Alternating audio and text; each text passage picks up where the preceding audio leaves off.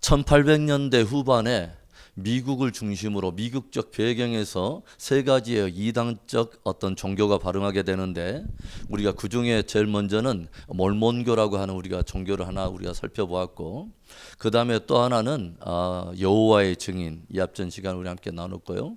오늘은 안식교에 대한 이야기를 우리 함께 좀 나누려고 해요.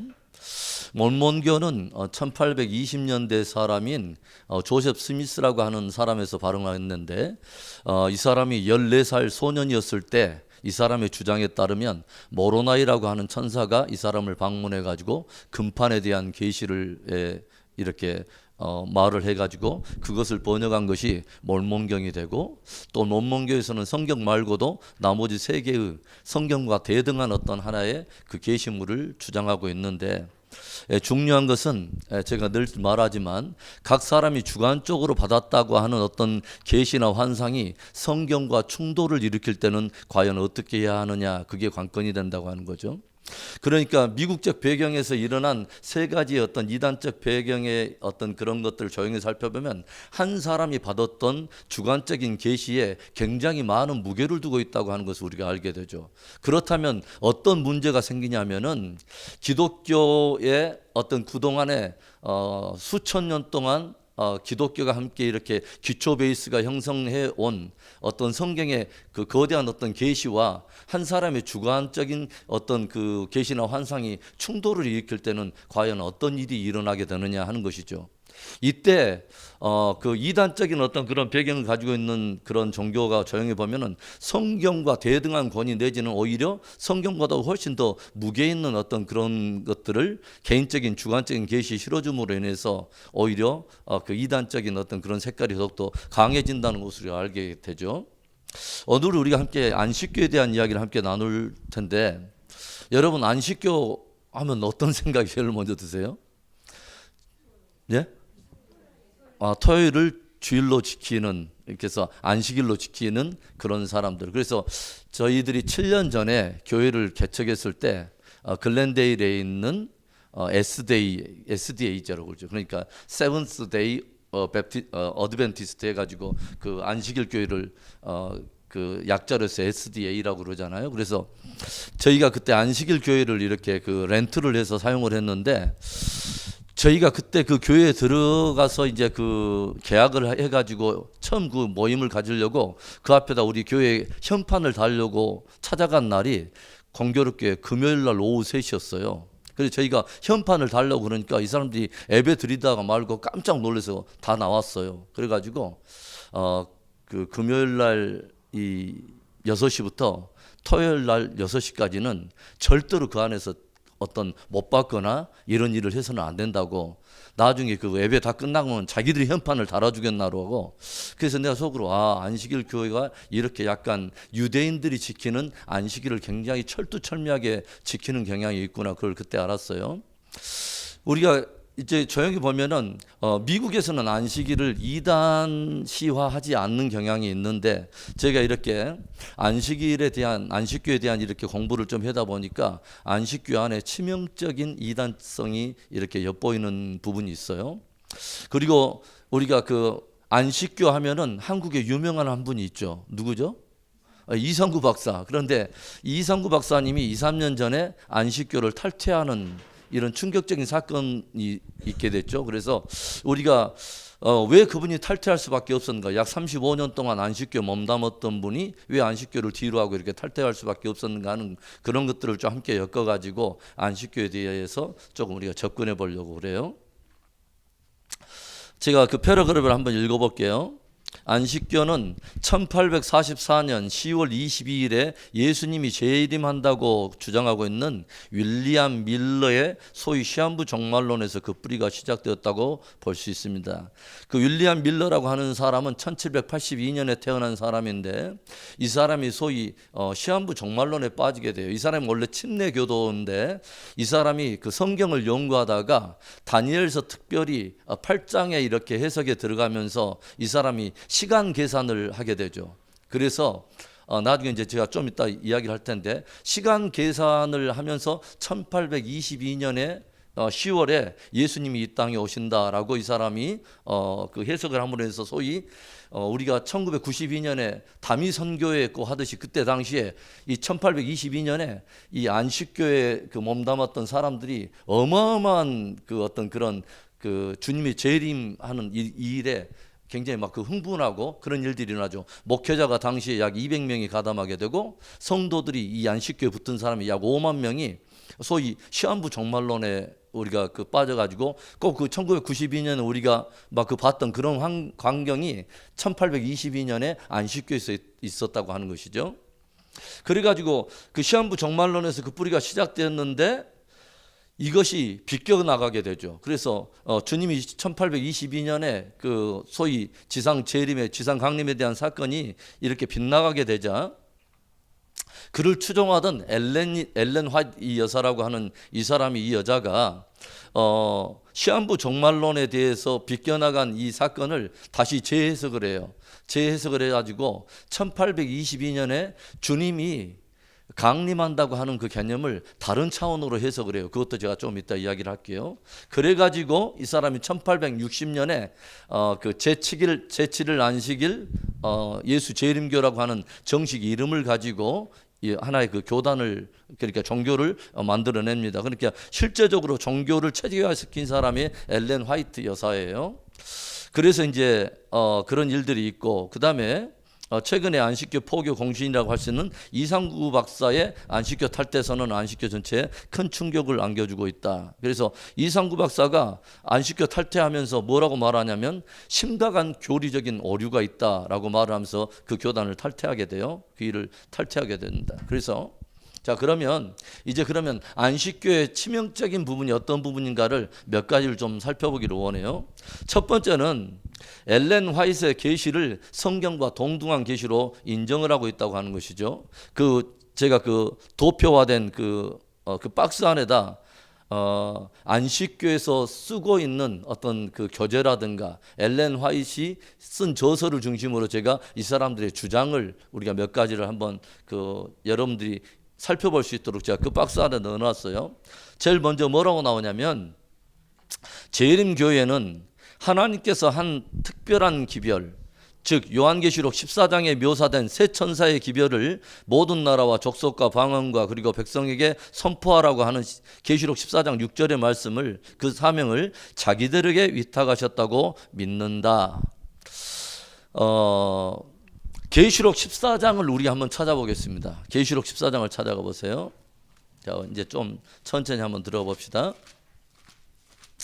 요한계시록을 저와 여러분이 함께 공부를 하면서 요한계시록 14장 6절에 보면은 어떤 존재들이 나오냐면 새 천사가 그 공중에 날아가면서 어떤 그 두루마리를 가지고 있는데 그들이 뭐라고 말하냐면 14장 6절에 또 보니 다른 천사가 공중에 날아가는데 땅에 거주하는 자들 곧 모든 민족과 종족과 방언과 백성에게 전할 영원한 복음을 가졌더라 이런 말씀이 나오죠. 그러니까 새 천사가 가지고 있는 영원한 복음에 대한 계시가 나오는데 안식교에서는 이 엘렌 화이트 여사가 뭐냐면 영원한 복음을 모든 민족과 방언에게 증거해야 될 그 사명을 본인들이 받았다라고 이렇게 주장을 하는 거죠.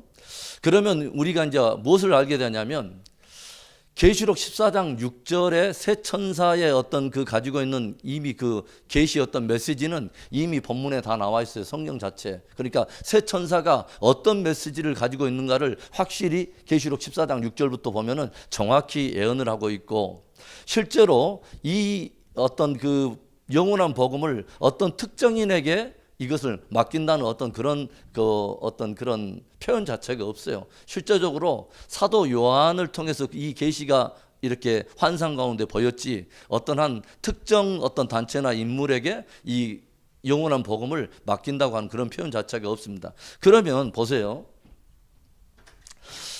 어떤 성경이 객관적으로 모든 사람들에게 알 수 있도록 밝히 계시했습니다. 그러니까 계시라고 하는 단어를 제가 여러분과 요한계시록을 함께 나눌 때에 계시라고 하는 단어를 제가 오해하지 말라고 말을 했어요. 계시라고 하는 단어 자체가 아포칼립시스라고 하는 단어인데 이 단어의 의미를 제가 말을 했습니다. 많은 사람이 어떤 사람이 나 계시 받았다. 라고 말을 할 때 굉장히 어떤 특정한 사람에게 들려주는 비밀한 영역이라고 생각을 하는데, 성경적인 계시의 원어적 의미는 훨씬 더 그 반대적인 의미를 가지고 있다고 제가 말을 했어요. 어떤 의미냐면 오히려 닫혀진 커튼을 열어서 밝히 보여준다. 이게 원래 계시의 원어적 의미예요. 그러니까 요한계시록이라고 해가지고 뭐예요? 어떤 특정한 사람들에게 비밀한 영역을 말한 것이 아니라 마지막 세대에 되어질 아주 중요한 이야기를 모든 교회, 모든 성도들이 다 알 수 있도록 하나님께서 객관적으로 복음으로 주신 게 요한계시록이라고 하는 것이죠. 할렐루야. 그래서 이 계시라고 하는 것이 요한계시록 14장 6절도 똑같다는 거죠. 그 이후에 새 천사가 들려주는 이 메시지 자체도 모든 민족과 나라와 백성과 방언이 다 알아야겠기에 주님께서 사도 요한을 통해서 천하 만민 가운데 드러낸 메시지인 것입니다.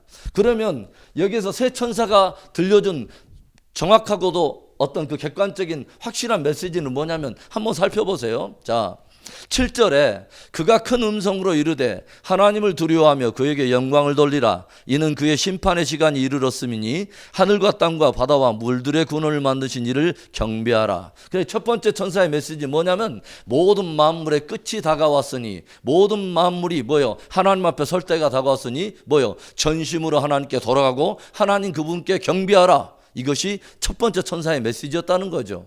그 다음에 두 번째 천사의 메시지가 또 이것입니다. 8절에 또 다른 천사 곧 둘째가 그 뒤를 따라 말하되 뭐라냐면 무너졌도다 무너졌도다 큰 성 바벨론이여 모든 나라에게 그의 음행으로 말미암아 진노의 포도주를 먹이던 자로다 하더라. 그러니까 두 번째 천사의 메시지는 뭐냐면 큰 바벨론은 반드시 무너진다. 바로 이 메시지를 증거했다는 거죠. 모든 천하 만국 백성과 방언 가운데 모든 사람들이 마지막 종말 시대를 살아가는 백성들이, 성도들이 알아야 될 아주 중요한 메시지 중에 하나는 큰 바벨론은 결국 무너진다. 그래서 너희가 이 땅에 소망을 두고 살면 안 된다 라고 하는 메시지를 증거하고 있다는 거죠. 세 번째, 이 메시지는 뭐냐?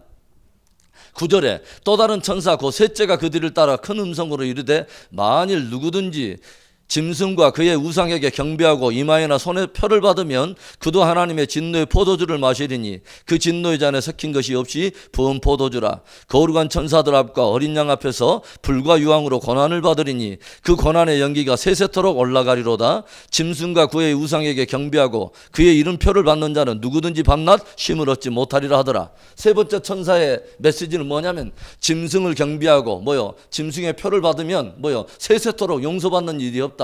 이것 굉장히 조심해야 된다. 그건 뭐냐면 때가 차서 아주 무르익어갈 때 마지막 성도들에게 아주 중요한 메시지 중에 하나가 뭐냐면 짐승 경배와 우상의 그 짐승의 표를 받는 이 사건이 벌어질 때 참 성도들이 절대로 이거 받으면 안 된다. 짐승에게 경배하면 안 된다. 이것에 대한 이야기입니다. 그러니까 새 천사가 가지고 있는 메시지는 마지막 교회 시대의 종말 시대에 일어날 아주 중요한 핵심적인 메시지를 증거하고 있다고 하는 거죠. 이것을 어떤 특정한 사람에게 주신 어떤 개인적인 비밀한 영역이 아니라 이 메시지 자체가 너무도 클리어한 메시지이고, 이것을 클리어한 메시지인데 그리고 이미 계시록에 다 사도 요한을 통해서 밝히 드러났는데 이것을 자기들에게 주신 사명이라고 알고 있다. 그걸 사명으로 받았다는데 어쩌겠어요. 그러니까 그 사람들도 그걸 증거한다면 증거하는 건데, 일단 요한계시록 자체는 모든 백성, 모든 방언과 모든 사람들에게 주신 확연한 계시라는 것입니다. 자, 그 다음에 또 보겠습니다. 그 다음 패러그래프를 볼게요. 오늘날 성경의 존재가 그 밖에 다른 영감된 권위의 등장을 배제하고 있지는 않다. 지금 뭐냐면 엘렌 화이트라고 하는 이 여자가 무엇을 하냐면, 그러니까 성경 말고도 또 다른 권위의 어떤 성경과 동등한 애언이 있을 수 있다. 그런 계시가 있을 수 있다라고 하는 가능성을 지금 말하는 거예요. 그 다음에 제가 읽어볼게요. 반대로 구약과 신약 성경에 나오는 하나님의 말씀에는 성령의 은사가 예수님 오실 때까지 자기 백성들 사이에서 계속 나타날 것을 말세에 사는 독자들에게 말해주고 있다. 성경과 예언의 은사는 어느 하나를 선택해야 하는 문제가 아니라 우리는 그 둘 다를 다 가질 수 있고 가져야 한다. 지금 이 엘렌이라고 하는 이 여자가 지금 무엇에 대한 이야기를 계속 하냐면, 성경도 말세에 성경 말고도 또 다른 것에 대한 성경에 준하는 계속 계시가 열릴 것을 이야기하고 있고, 예언을 이야기하고 있다 라고 하는 것을 지금 말을 하고 있는 거죠. 그러니까 우리는 성경과 또 대등한 어떤 계시가 오더라도, 예언이 나오더라도 이것을 뭐냐면 둘과의 선택의 문제가 아니라 둘 다 가질 수 있는 것이다. 그러니까 또 다른 어떤 개인적인 예언이 나와도 성경과 같은 권위를 가지는 그런 예언이 얼마든지 나올 수 있다라고 하는 것을 지금 말하는 거예요. 그런데 제가 말을 하지만 성경이 분명히 말세에 특별한 어떤 현상이 일어날 것을 이야기하는 것 중에 하나가 이거죠. 요엘서에도 나오고 또 신약성경의 사도행전에도 그 말을 나오는데 뭐예요? 마지막 때에 여호와의 크고 두려운 날에 이르기 전에 뭐예요? 내가 나의 영을 내 종들에게 보내리니 뭐예요? 너희 아비들은 뭐예요? 아비들은 꿈을 꿀 것이요, 너희 자녀들은 예언할 것이요, 너희 청년들은 환상을 보리라. 뭐냐, 예언에 대한 이야기를 분명히 하고 있어요. 그런데 이런 예언은 성경과 뭐요? 대치되거나 충돌되는 예언이 아니라 성경의 전체적인 큰 역사를 다시 풀어주는 그런 예언이지, 그런 성경과 충돌되는 그런 예언은 아니다 이 말이죠. 그렇게 제가 말을 하지만은 어떤 주관적인 예언도 있고 막 이런 것들이 예언이 있다고 하는 예언들이 있을 수 있는데 과연 이런 예언들이 성경과 충돌하는 일들이 있으면 어떻게 될 거냐 이 말이죠. 그러니까 이런 일이 있을 때는 어떤 것이 기준이 되고 절대적인 권위를 갖게 될 것이냐 하는 것이 아주 중요한 문제 아니겠어요? 그런데 제가 여러분에게 말을 하지만 사도들과 모든 선지자들은 항상 혹시라도 이런 일들이 있고 개인적인 어떤 주관적인 계시가 있더라도 성경과 충돌할 때는 어떤 일들이 있었다? 다 자기의 주관적인 환상이나 어떤 계시의 모든 것들을 무엇의 검증을 딱 치르도록 내려놓냐면 성경의 권위 아래 내려놓았다는 거죠. 이게 아주 중요하다는 거죠. 그렇죠? 그러니까 어떤 모든 예언이 성경과 절대로 충돌되는 그런 예언이 하나님께로 올 수는 없다는 거죠. 그렇죠? 무슨 말인지 알겠어요? 네, 제가 말하는 그 의도를 알겠죠? 자, 그러면 그 다음 또 볼게요. 그때 갑자기 성령께서 엘렌에게 임했다. 그는 성경의 거룩한 예언자가 받았던 계시를 회상케 하는 방식으로 계시를 받았다. 한마디로 뭐냐면 이제 그 성경과 버금갈 만한 그런 어떤 그 계시를 엘렌이라고 하는 여자가 받았다라고 하는 것을 이야기하고 있어요. 자, 그러면 이것에 대해서 우리가 어떤 이야기를 할 수 있냐면 성경은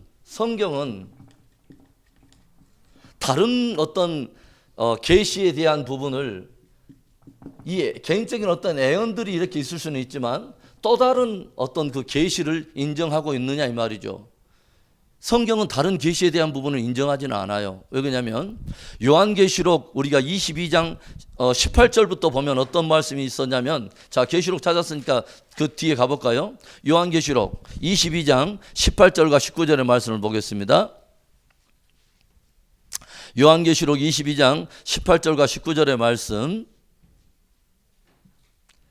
자, 두 절의 말씀 우리 함께 읽어볼까요? 시작. 내가 이 두루마리의 예언의 말씀을 듣는 모든 사람에게 증언하노니 만일 누구든지 이것들 외에 더하면 하나님이 이 두루마리에 기록된 재앙들을 그에게 더하실 것이요, 만일 누구든지 이 두루마리의 예언의 말씀에서 제하여 버리면 하나님이 이 두루마리에 기록된 생명나무와 및 거룩한 성의 참여함을 제하여 버리시리라. 아멘. 그러니까 성경 자체는 스스로의 신적 권위를 굉장히 많은 사람들에게 선포하고 있죠. 그러니까 뭐냐면 사도 요한이 무엇을 말을 하고 있냐면 이 계시 외에 또 다른 말씀을 붙일 만하게 성경이 불완전하지 않다. 성경에서 무엇인가를 빼야 될 정도로 성경이 그렇게 부족한 것이 아니다. 성경은 그 자체로 뭐요? 완전 무오한 하나님의 말씀이라는 것을 분명히 말하고 있다는 거죠. 그래서 여기에다 만약에 어떤 주관적인 무슨 계시나 예언을 받았다고 하는 것에 그것이 만약에 이 영광스럽고 완전 무오한 성경과 충돌을 일으켰다. 이것은 뭐요? 이건 하나님께로부터 온 것이 아니라는 거죠. 그래서 모든 것에 최종적인 권위를 갖는 최고의 신적인 계시는 성경밖에 없다라고 하는 것을 요한이 지금 증거하고 있다고 하는 것이죠. 할렐루야. 그래서 늘 말하잖아요. 여러분, 잣대를 바르게 가지고 있어야 되는 거죠. 내가 가지고 있는 것이 바른 모든 것에 절대적인 바른 가치를 어떤 그 기준을 가지고 있어야 이것으로 다른 것들을 분별하기도 하고 어떤 것들을 해야지, 잘못된 어떤 그것을 가지고 있으면 늘 뭐예요? 항상 이것이 흔들리게 돼 있잖아요. 그러니까 저와 여러분이 절대적인 하나님의 신적 권위에서 온 성경적 믿음을 가져야 된다고 제가 계속 강조하지 않습니까? 자, 보겠습니다. 비평 제가 그 읽어볼게요. 성경은 완전하고 무한 특별 계시로 성경 위에 다른 어떤 계시도 인정하고 있지 않습니다. 안식교와는 달리 정통적으로 흘러온 모든 교회들은 뭐예요? 성경만이 뭐예요? 모든 교훈과 책망과 바르게 함과 의로 교육함에 표준이 되기에 부족함이 없다고 정확히 우리에게 들려주고 있다고 하는 거죠. 그리고 모든 사적인 내용은 무엇의 권위 아래? 성경의 거룩한 권위 아래서 반드시 검증되어야 합니다.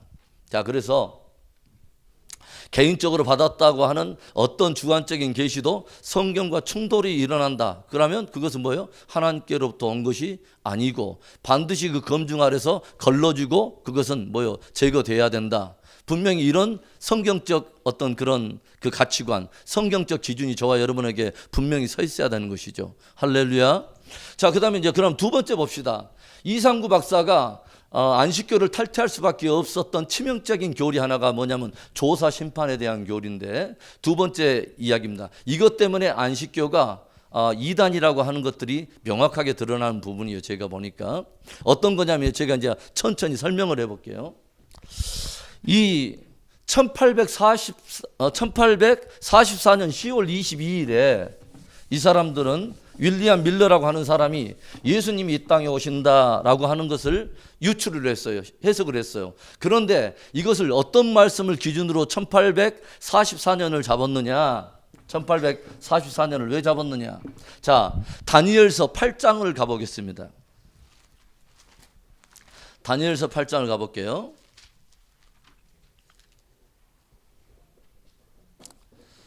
제가 이렇게 이단 공부를 해보니까 조금은 어려운 표현도 있고 그러는데 이단 공부를 해볼 만해요. 왜 그러냐면 이런 것들을 이렇게 첫 시간에 이해가 안 되지만 여러분이 금요일 날 제가 이렇게 강의했던 것들을 다시 우리 홈페이지 들어가서 몇 번 들어보세요. 그러면 저런 부분이 있구나. 왜 그러냐면 우리가 복음을 가지고 있는 사람은요, 복음에 대한 변증할 수 있는 어떤 그런 그 실력을 조금 기를 필요가 있어요. 그런데 그것에 도움이 되는 게 뭐냐면 이단 연구예요.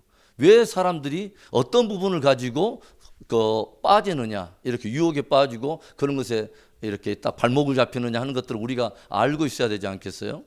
자, 보세요. 다니엘서 8장에서는 어떤 이야기가 나오냐면 순양과 수염소에 대한 이야기가 나오는데 제가 여러분에게 설명을 할게요. 순양과 순염소에 대한 이야기예요. 그러니까 이건 뭐냐면 메데 바사 제국과 헬라 제국에 대한 이야기가 나오는데 어디를 보냐면 자 5절부터 보세요. 5절 8장 5절에 내가 생각할 때 한 순염소가 서쪽에서부터 와서 온 지면에 두루 다니되 땅에 닿지 아니하며 그 염소에 두는 사이는 현저한 뿔이 있더라. 그것이 두 뿔 가진 순양 곧 내가 본 바 강가에 섰던 양에게로 나아가되 분노한 힘으로 그거에게로 달려가더니 내가 본즉 그것이 순양에게로 가까이 나아가서는 더욱 성내어 순양을 쳐서 그 두 뿔을 꺾으나 순양에게는 그것을 대적할 힘이 없으므로 그것이 순양을 땅에 엎드러뜨리고 짓밟았으나 순양을 그 손에서 벗어나게 할 자가 없더라. 순염소가 스스로 힘이 강대하여 가더니 강성할 때 그 큰 뿔이 꺾이고 그 대신에 현지한 뿔 넷이 하늘 사방을 향하여 났더라. 어떤 이야기냐면 이거요. 순양은 두 뿔을 가지고 있었는데 두 뿔 가진 순양에 대한 이야기인데 이게 뭐냐면 메데바사 제국을 말하는 것입니다. 그러니까 뭐냐면 다니엘서 2장에 무엇을 보냐면 큰 신상에 대한 이야기를 보잖아요. 그렇죠? 큰 신상에 대한 이야기가 있어요. 다니엘서 2장에 보면 여러분, 그래서 머리는 정금과 같은데 머리는 뭐냐? 정금은 바벨론 제국을 설명을 하고 있고 그 다음에 가슴과 팔은 뭐요? 메데바사 제국, 그러니까 바벨론 이후에 나타날 큰 제국이다 이 말이죠. 메데바사 제국. 그 다음에 배와 넓적다리는 놋으로 되어 있는데 이것은 그 뒤에 일어날 어떤 나라죠? 헬라에 대한 이야기죠. 헬라. 그 다음에 네 번째, 종아리는 철로 돼 있다. 그래서 철의 제국이 나온다. 그런데 아무튼 어떤 지금 이야기를 하냐면 지금 둘째와 셋째에 대한 이야기를 이것은 다니엘이 느부갓네살 왕이 신상을 보았는데 다니엘이 그 꿈을 풀어주는 이야기가 2장에 쭉 나오는데, 거기에서 두 번째는 메데바사 제국, 그 다음에 나타날 제국은 헬라 제국에 대한 이야기인데, 다니엘이 이것을 8장에서는 이 두 개의 이야기만 따로 빼가지고 무엇으로 이야기하고 있냐면, 두 뿔 가진 순양에 대한 이야기와 헬라 제국에서 현저한 뿔 하나가 나오는데, 그게 누구에 대한 이야기냐면 알렉산더에 대한 이야기입니다. 헬라 제국. 그래서 헬라가 어디를 쳐버리냐면 메데바사 제국을 쳐서 정복할 것에 대한 이야기를 지금 들려주고 있어요. 자, 그 다음에 그래서 현저한 뿔 하나가 이 순양, 두 뿔 가진 순양의 제국을 멸하는데, 알렉산더가 굉장히 짧은 시간에 거의 모든 유럽 대륙을 정복하고 난 다음에 뭐요? 굉장히 젊었을 때 죽죠. 그렇죠? 짧은 시간에 유럽을 다 정복하고 나서 알렉산더가 빠른 시간에 죽고 나서 알렉산더의 네 부하가 이 엄청난 그 대륙을 땅 골라 나눠 먹기 해가지고 이렇게 네 제국으로 이렇게 분할 통치를 하게 되죠.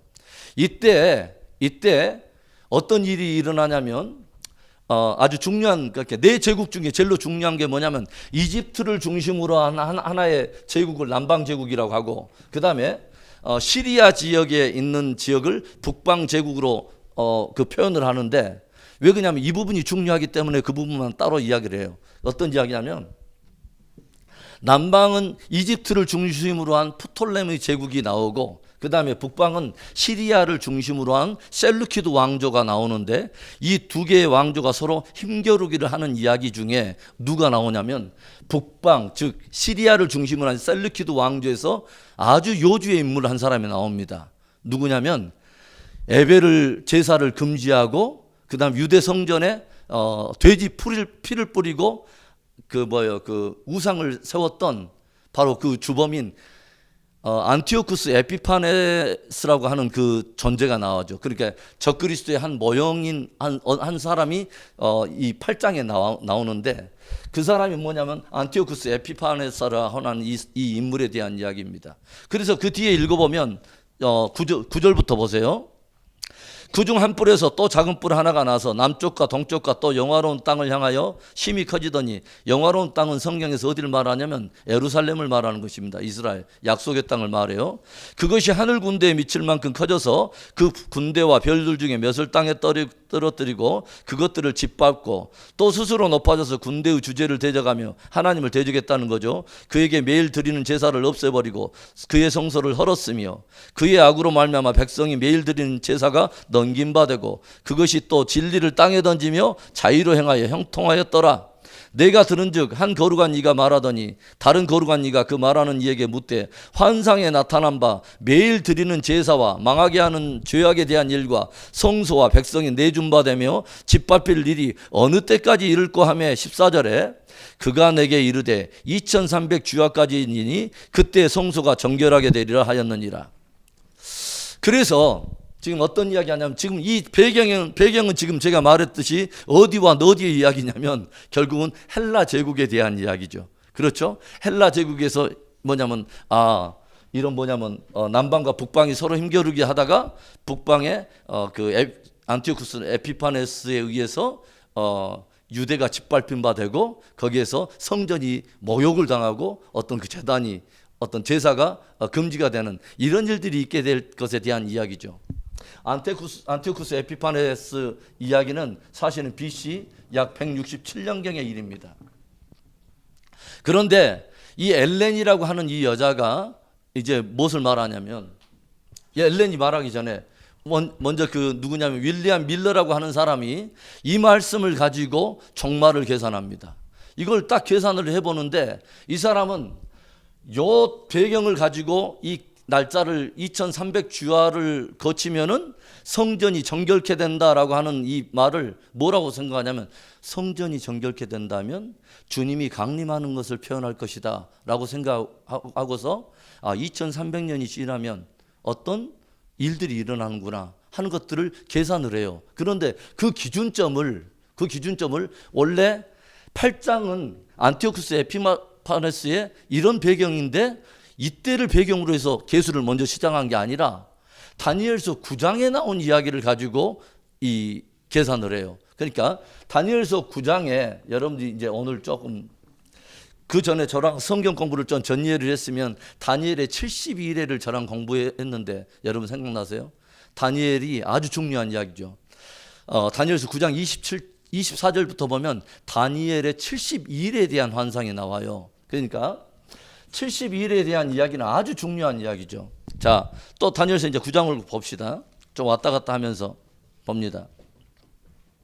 24절에 보니까 어떤 이야기 나오냐면 내 백성과 내 거룩한 성을 위하여 이른 이래 즉 70일에를 기한으로 정하였나니, 지금 누가 찾아왔냐면 가브리엘 천사가 다니엘에게 나타나서 72일에 대한 이야기를 들려줘요. 그래서 72일에가 너무너무 중요한 이야기다. 누구와 누구에게?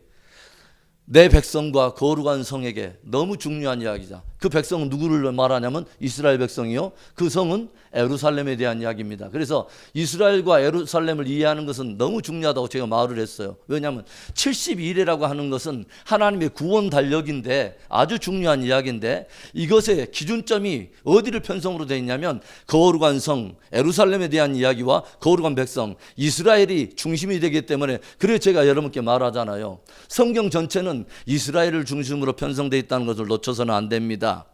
그리고 뭐냐면 여러 가지 모든 것들이 다 성취가 되고 난 이후에 뭐냐면 이방인의 충만한 수가 차오기까지 이스라엘이 잠시 역사 속에 숨기운 바 되고 잠시 잊어버린 바 되었는데, 마지막 때 반드시 다시 나타나게 될 것을 성경은 끊임없이 이야기하고 있습니다. 왜? 72일의 가운데 69일에 대한 모든 것들은 다 성취가 됐는데 마지막 한 일회가 남아있다는 것을 성경은 끊임없이 이야기하고 있습니다. 69일회와 마지막 한 일회 사이에 어마어마한 공백기가 있는데, 바로 이때는 이방인의 충만한 수가 들어오도록 하나님이 정하신 아주 신비한 그 경륜이 있습니다. 여러분에게 말씀드렸는데 생각나세요? 네, 기억나시죠? 그래서 아직도 우리가 이스라엘을 더 주목해야 될 이유는 뭐냐면 마지막 한 일에 대한 아주 중요한 그 키포인트, 하나님께서 마지막 세대에 아주 중요한 시즌을 풀어가도록 또다시 역사 속에 다시 세워서 주님의 펜대를 붙들고 쓰실 민족이 바로 이스라엘이기 때문에 그렇다는 거죠. 그래서 마지막 한 일에 대한 이야기는, 한 일에는 몇 년이죠? 7년에 대한, 그래서 뭐냐면 우리가 자꾸 이야기를 하잖아요. 7년 환란 그런 이야기를 하는 거죠. 그렇죠? 한때와 두때와 반때 막 이런 이야기 하면서 1260일을 예언하리라, 이런 이야기가 다 서로 연관되어 있는 그런 하나의 그 시간들이죠. 자, 24절부터 다시 보겠습니다. 그래서 내 백성과 내 거룩한 성을 위하여 70일을 기한으로 정하였다. 그때가 되면 허물이 그치고 죄가 끝나며 죄악이 용서되고 영원한 의가 드러나고 환상과 예언이 응하며 또 거룩한 이가 기름 부음을 받으리라. 그러니까 70일회가 너무너무 중요하다. 그러면서 25절에 그러므로 너는 깨달아 알지니라. 25절에 예루살렘을 중건하라고 하는 영이 날 때부터 기름 부음을 받은 자 곧 왕이 일어나기까지 7일회와 62일회, 즉 7일에다 62일회가 지나면 몇 일회가 지나가냐면 69일회가 지나간다고 하는 거죠. 이게 이런 이야기죠. 간단하게만 제가 설명할게요. 너무 지금 시간이 없으니까. 뭐냐면, 야, 역사 속에 예루살렘을 중건하라고 하는 명령이 떨어질 거야. 예루살렘을 중건하라고 하는 명령이 떨어지면은 바로 그 기점을 시작해 가지고 7일회와 플러스 62일회, 즉 69일회가 지나면 기름 부음 받은 자가 끊어지는 일이 있다. 여러분, 기름 부음 받은 자는 누구를 말하는 거죠?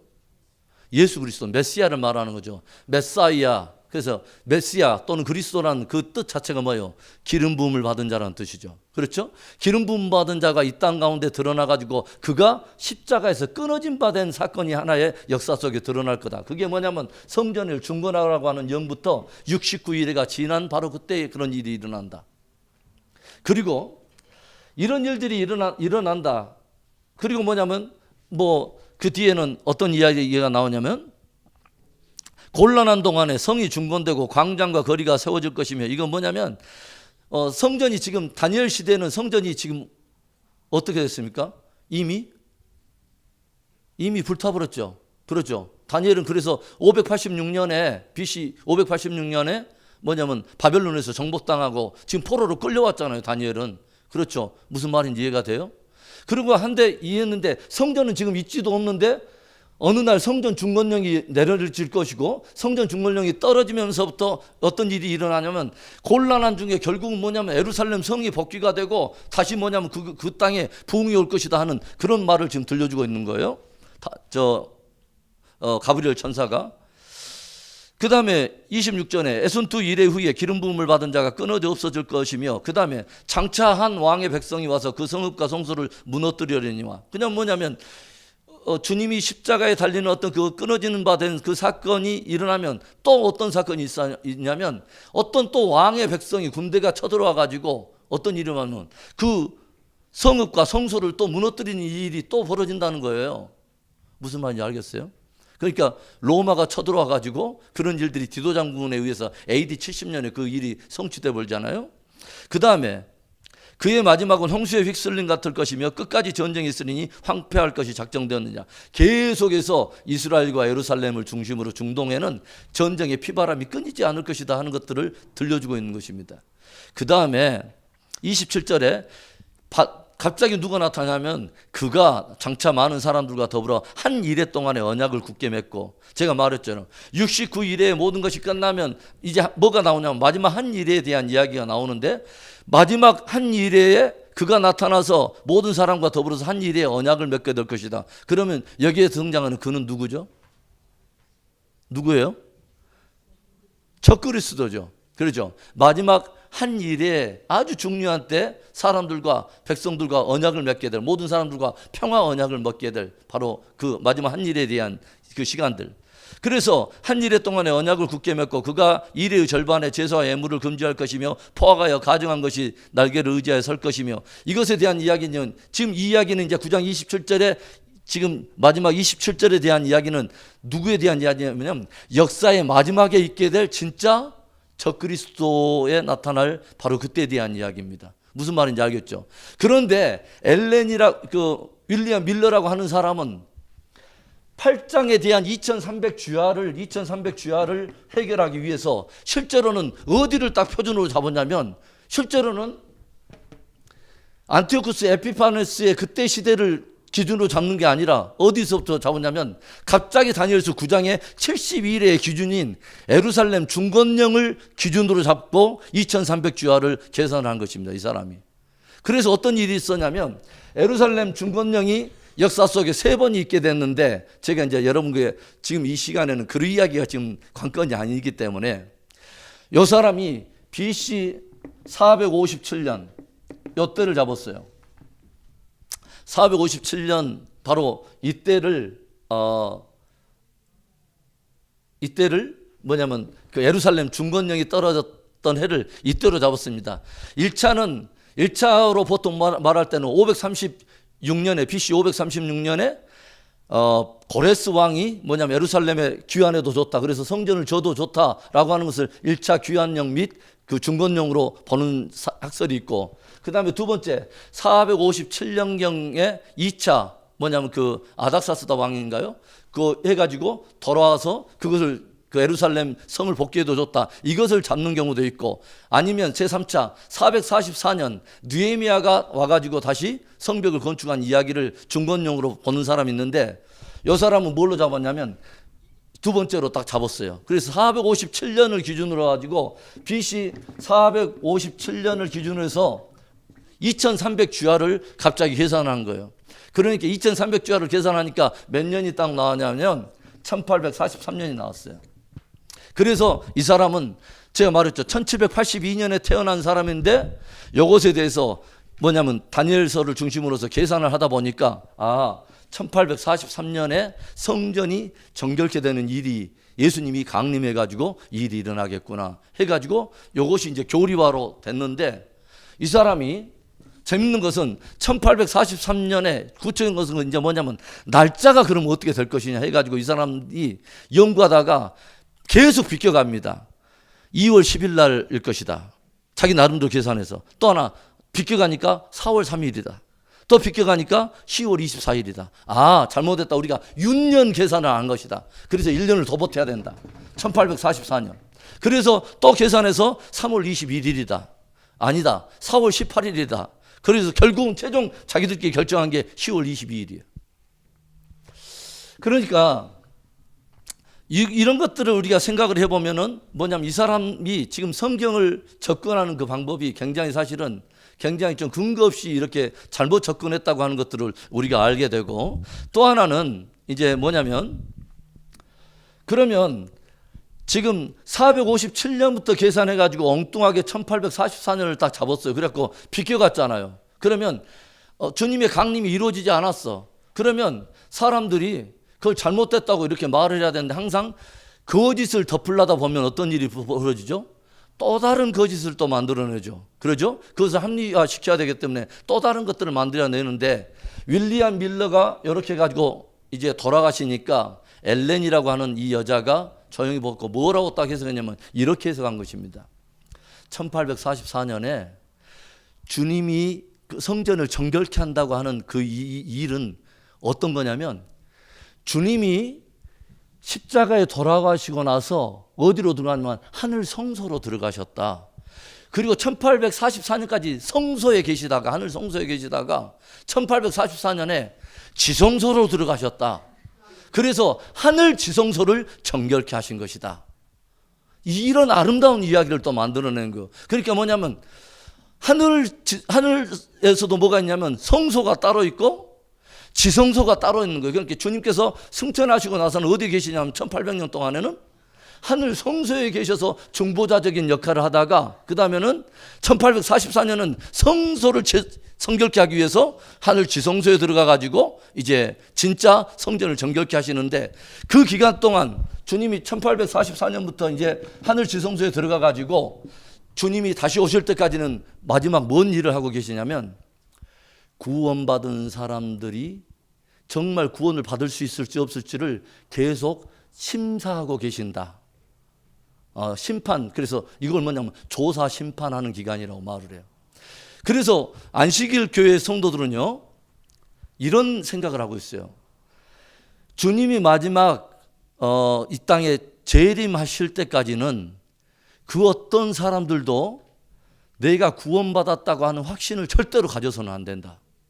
왜 그러냐면 다 구원받을 후보이지 구원받은 사람은 없다. 구원받았다고 확신해서는 절대로 안 된다. 그래서 구원에 대한 확신을 다 금지시켜요. 그러니까 모든 사람들은 다, 믿음이 좋은 사람들도 구원받을 지금은 후보 대상이야. 후보 대상이고 절대로 그걸 확신하면 안 돼요. 그러니까 이제 이런 일들이 일어보니까 이제 그 다음 이제 말들이 이제 여러분 이해가 될 거예요. 자, 보세요. 자, 그래서 이제 두 번째 조사 심판 교리에 대해서 쭉 읽다 보면은, 이리하여 예언의 말씀에 비치는 빛을 따르는 자들은 그리스도께서 2300주야의 끝인 1844년에 이 세상에 강림하시는 대신에 속죄 사업의 마무리를 행하시기 위하여 하나님 앞에 있는 하늘 지성소로 들어가셨다는 걸 알게 되었다. 이런 계시를 자기가 받았다는 거예요. 그 다음에 이와 같이 품성을 검사하는 일, 곧 누가 하나님 나라에 들어갈 준비가 되었는지 결정하는 것이 곧 조사 심판이요, 하늘 지성소에 하는 마지막 사업을 지금 하고 계신다는 거예요, 예수님께서. 그 다음에 어떤 이야기 하냐면, 그리스도의 피가 죄를 완전히 없이 하지는 못할 것이었다. 그러니까 십자가의 구속사역이 완전히 모든 사람의 죄를 뭐냐면 대속한 것은 아니다.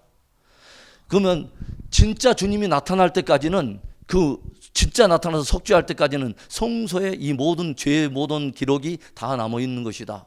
이런 이야기를 하는 거예요.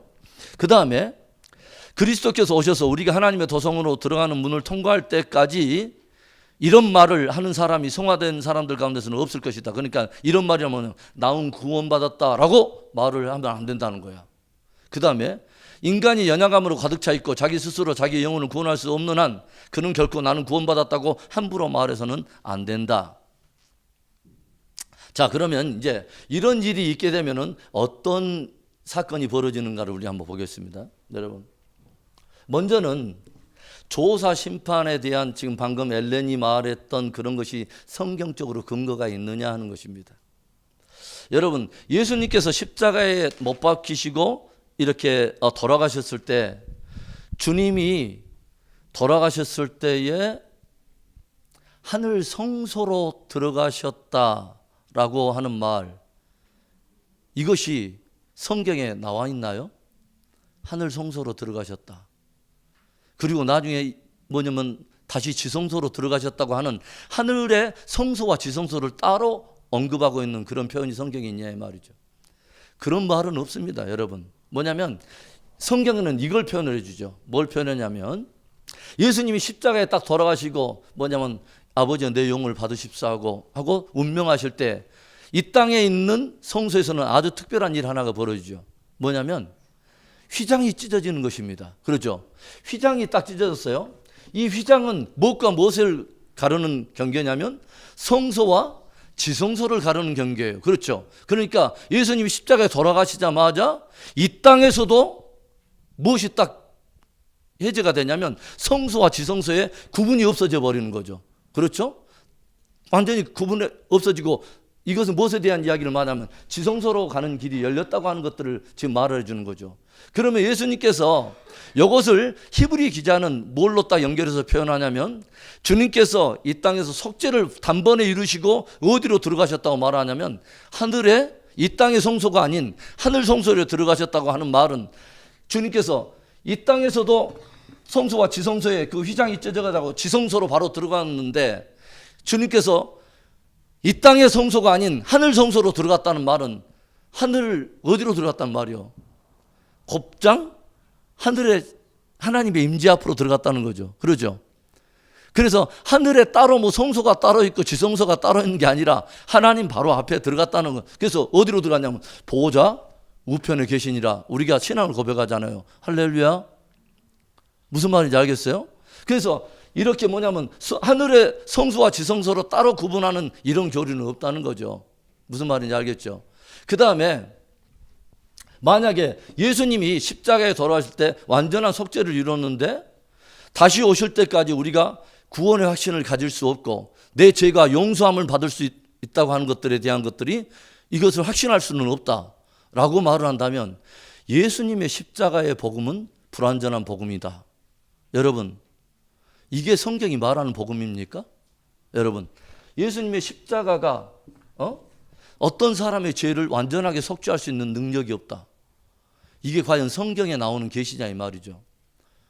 그러니까 안식일 교회에서는 어떤 것이 이제 이루어지냐면 우리는 구원받은 사람이 아니라 구원받을 후보가 돼가지고 주님이 지금 뭐냐면 다들 어떤 사람이 후보인가 보자 하고 지금 다 조사 심판하고 있기 때문에 이 안식일 교회 모든 사람들이 사실은 겉으로 경건을 지키고 뭐냐면 도덕적으로 깨끗해 보이는 정결한 삶을 사는 모든 행위는 무엇을 위해서 하는 거죠? 구원을 위해서. 그럼 무엇을 말하냐면 믿음으로 말미암아 구원을 받는 게 아니라 자기들의 행위를 통해서 구원을 받으려고 하는. 그래서 예수님의 십자가가 가지고 있는 하나님의 의를 충족시키는 예수님의 십자가의 복음은 희석되고 뭐가 들어가냐면 자기의 행위의 의를 가지고 주님께 조사 심판을 받아가지고 거기에 합격을 해야 구원을 받는다고 하는 개념을 가지고 있기 때문에 안식일에 교회 사람들은 겉으로는 굉장히 도덕적입니다. 그런데 그 안에 복음에서 출발하지 않고 무엇에서 함께 연결되어 있냐면 자기의 행위에 의를 의지하고 있다고 하는 것이죠. 이게 굉장히 위험한 이단성이 있다고 하는 것이죠, 여러분. 그리고 마치 그런 거죠, 여러분. 예수님께서 오른쪽에 있는 한편에 있는 강도한테 네가 오늘 나와 함께 낙원에 있으리라 라고 말했는데 조사 심판 교리를 한다면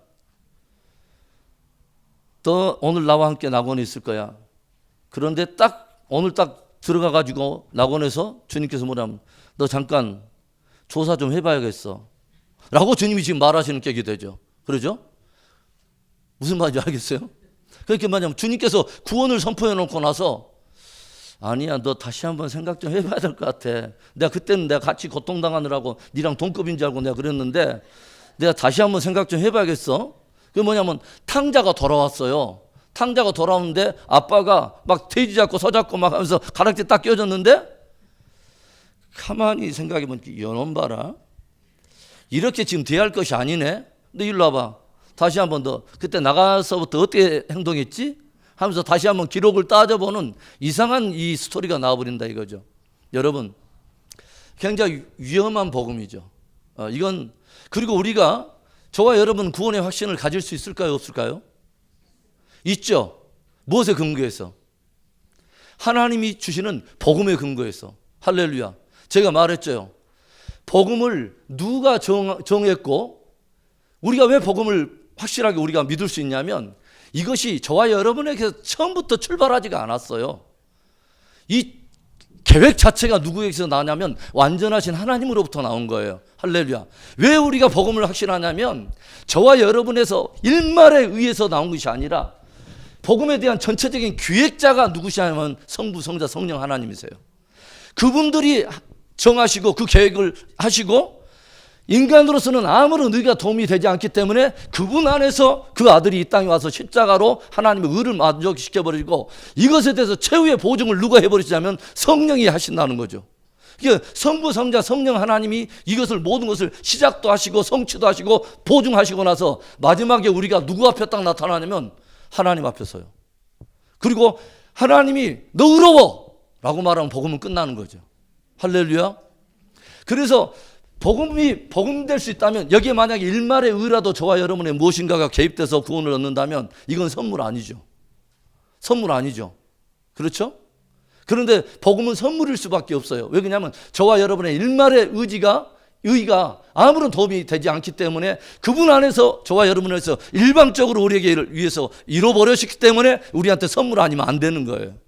할렐루야. 그래서 믿음 아니면 안 되는 거예요. 저와 여러분에서 난 것이 있다면 행위를 의지해서 뭔가 우리가 할 텐데 우리에서 난 것이 있어야지. 처음부터 끝까지 다 주님이 하신 거고 주님이 다 이루신 것인데 그럼 우리한테는 다만 한 가지만 필요한 거죠. 뭐냐면 그 모든 것이 나를 위한 선물이라는 것이죠. 그래서 우리한테 믿음이 필요한 거 아니에요? 할렐루야. 굉장히 중요한 거죠. 그런데 안식교에서는 이 치명적인 행위 구원에 대한 이야기를 하고 있다는 것이죠. 그래서 제가 뭐라고 하냐면 신율법주의라고 제가 가로에다 해놨어요. 신율법주의의 위험이 있다. 좀 빨리 하고 마무리하겠습니다. 자, 그래서 우리는 구원의 확신을 가질 수가 있죠. 그렇죠. 구원의 확신을 가지고 있고 만약에 우리가 구원의 확신을 가질 수 없다면 하나님의 약속을 우리가 의지할 수 없다면 우리는 영접하는 자 그 이름을 믿는 자에게 하나님의 자녀되는 권세를 주셨으니 라고 하나님이 말씀하셨는데 우리 안에서 뭐냐면 조사 심판이 있는데 뭐냐면 네가 내 자녀 될 수 있는가 안 될 수 있는가 한번 점사 좀 해봐야겠다. 막 주님께서 계속 이런 식으로 나오면 우리가 그 주님을 어떻게 우리가 아버지라고 부르면서 하나님 앞에 늘 나갈 때마다 그냥 종아리 안 맞을까? 오늘 가서 뭐 안 당할까? 막 맨날 이런 이야기하고 있으면 하나님과 우리의 관계가 그게 평화의 관계가 되겠어요? 자, 그 다음에 이제 보겠습니다. 좀 빨리 넘어가서 안식일 준수에 대한 이야기를 하겠습니다. 세 번째, 이 사람들은 이런 박스에 이런 이야기를 했어요. 날짜 하루 차이가 그렇게 중요합니까? 너무 율법적이지 않습니까? 라고 말하면서 이것은 토요일이냐 일요일이냐를 따지는 것이 아니라 주님의 계명에 순종하느냐 사람의 계명에 순종하는 자의 문제입니다. 그러니까 뭐냐면 이 사람들의 주장이 뭐냐면 날짜 하루 다르고 이런 것들이 지금 문제가 아니다 이 말이죠. 안식일을 지키는 그 문제는 아주 중요한데 그것은 뭐냐면 하나님의 말을 따르느냐 사람의 말을 따르느냐의 그 아주 심각한 문제라 이 말이죠. 그 다음에 보세요. 나아가 하나님의 권위에 순종하느냐 사탄의 권위에 순종하느냐의 문제입니다. 날짜 하루 차이가 문제가 아니라 순종의 대상이 누구인가와 당신의 구원이 달린 문제입니다. 그게 뭐냐면 토요일 날을 안식일로 지키는 바로 지키는 일은 무엇과 상관이 있냐면 진짜 하나님에 대한 순종에 대한 이야기와 우리의 구원이 달린 문제입니다 라고 지금 말하는 거예요. 그러니까 제7일 안식일이라고 말했죠. 제7일 안식일. 제7일 안식일은 이건 뭐냐면 주일 아니죠. 유대 계산에서 7일은 뭐냐면 말 그대로 안식일이죠. 그렇죠? 그러나 우리는 뭐냐면 안식 후 첫날인 우리는 주일이라고 말을 하는 거죠. 그러면 제7일 안식일 요 날을 반드시 안식일로 지켜야 된다는 거죠. 이것이 무엇과 상관이 있다고요? 진짜 하나님에 대한 권위에 순종하는 것과 그 다음에 뭐요? 우리의 구원이 상관이 있다. 그 다음 말에 보면 그게 나오잖아요. 짐승의 표에 대한 이야기를 해요. 뭐냐면 그 다음에 짐승의 표를 받지 말라. 짐승은 나라를 상징하고 뿔은 왕을 상징하고 그 뒤에 쭉 보고 뒷부분에 두 번째 줄에 짐승의 표는 뭐예요? 일요일이다. 거짓 안식일인 일요일을 안식일이라고 지키는 자는 이미 이마에 짐승의 표를 받은 것이고 형식을 따라 그날에 일하지 않는 자는 손에 짐승의 표를 받은 것이다. 그게 무슨 이야기하냐면 저와 여러분은 주일을 지키기 때문에 이미 짐승의 표를 받은 거예요. 그리고 이미 사탄에 우리는 밥이 돼서 큰 바벨론에 속해 있는 사람들이기 때문에 우리한테는 뭐가 없냐면 구원이 없어요. 이렇게 지금 말을 하고 있는 거예요. 그러니까 이 안식일에 대한 이야기를 제가 오늘 말씀을 본문을 어떤 이야기를 제가 읽었냐면 골로새서 2장 16절 17절부터 읽었어요. 이게 뭐냐면 이런 이야기죠. 뭐냐면 안식일이나 아니면 뭐냐면 이런 절기나 이런 것으로 인하여 다른 사람이 너희를 평가하지 못하게 하더라. 비판하지 못하게 하라. 이것은 모두 다 하나의 장차 올 일에 대한 하나의 그림자이다. 그게 뭐냐면 안식일이나 그다음에 절기 또는 어떤 이런 것들은 다 진짜 오게 될 좋은 일에 대한 하나의 그림자이다. 그리고 실제로는 무엇에 대한 이야기냐면 다 예수님에 대한 이야기다 라고 하는 것을 제가 말을 했어요. 그렇죠? 그러니까 이거는 그겁니다. 사도 바울이 강조하는 것은 뭐냐면 이제는 뭐냐면 의식이나 율법적으로 어떤 것을 나를 지키고 이런 것은 사실은 아무런 의미가 없다. 사실은 우리가 주일 성수도 사실은 마찬가지인데요. 우리가 의식적으로 아니면 율법적으로 만약에 주일을 지킨다면 우리는 사실은 안식교랑 똑같은 거예요. 그런데 그런 차원의 문제가 아니라는 거죠. 뭐냐면 이 모든 것은 절기나 안식이나 이것은 사실은 누구에 대한 이야기냐면 다 예수님에 대한 이야기다. 그래서 실제로 우리가 주일을 성수하고 이런 것은 뭐냐면 율법적으로 지키는 것이 아니라 진짜 그리스도 안에서 참 안식을 가졌고 참된 구원을 받았기 때문에 우리가 주님을 영화롭게 하기 위해서 함께 모이서 예배하는 거죠. 할렐루야. 주일 성수 안 하면 구원이 없다. 이런 차원은 아니에요, 여러분. 무슨 말인지 알겠어요? 날짜에 어떤 것은 만약에 토요일 날을 주일로 지키는 그런 데도 많아요.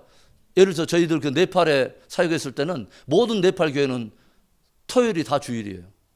그냥 그 나라에 이런 그 시스템들이 있기 때문에. 그러니까 뭐냐면 사도 바울이 계속 강조하고 있는 것은 뭐냐면 어떤 날에 대해서 이런 것들을 모아서 특별한 의미를 두고 이것을 만약에 율법적으로나 의식적으로 지키려고 무의식을 지키려고 아니면 그걸 행위적으로 지키려고 그것을 가지고 있는 그런 개념은 아니다 이 말이에요. 이미 그리스도 안에서 복음이 완성됐기 때문에. 그러면 우리들이 함께 주일을 지키고 이런 것에 아주 중요한 의미는 뭐냐면은 이미 그리스도 안에서 구원을 받은 우리들이 함께 초대 교회가 가지고 있었던 복음적 전통을 가지고 우리가 함께 함께 모여가지고 함께 하나님을 영화롭게 하고 구원받은 성도들로서 우리가 자원해서 기쁨으로 예배하면서 우리가 함께 하나님을 영화롭게 하는 날로서의 의미가 있다는 것입니다. 할렐루야. 이건 굉장히 중요한 의미를 가져죠. 이게 뭐냐면 이 사람들은 안식교에서는 안식일을 지키는 것을 무엇과도 함께 연결시켜버리면 구원받는 문제까지 연결을 시키더라고 하는 거죠. 그런 차원의 문제가 아니다는 거죠. 그러면 저희 보면 안식일보다도 훨씬 사실은 신약시대에 들어오면서는 무엇에 대한 의미가 훨씬 무게중심이 있냐면 오히려 뭐냐면 안식 후 그 다음날에 있었던 일들이 훨씬 우리한테 의미가 있죠. 그래서 초대교회는 안식 후 첫날 바로 주님이 어떤 날이죠? 부활하신 바로 그날에 있었던 그 부활의 기쁨을 가지고 우리 함께 하나님께 예배해서 우리가 함께 하나님을 우리가 찬양하는 것이죠. 할렐루야. 그 다음에 안식 후 첫날에 또 어떤 일이 있죠?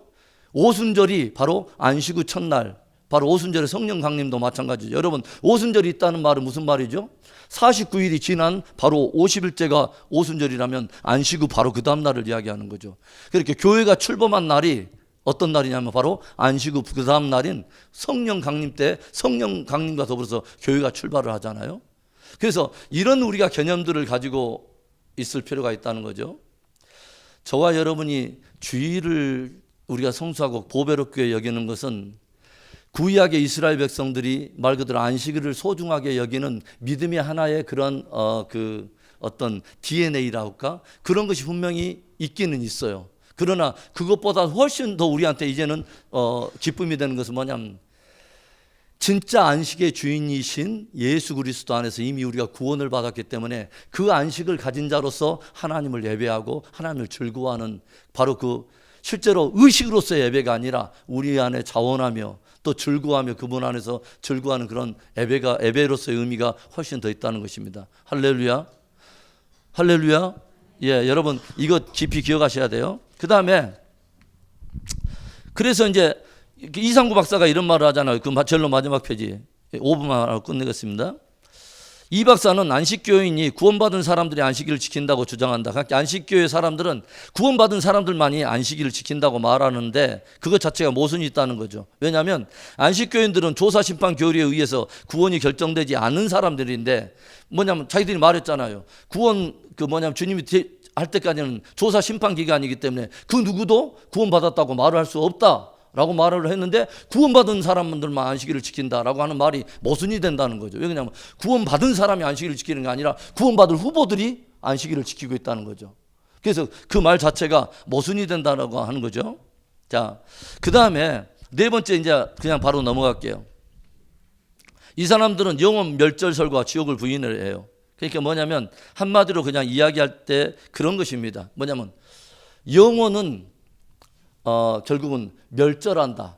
그러니까 나중에 이런 거죠. 조사 심판 대상에 봐가지고 합격한 사람은 뭐요?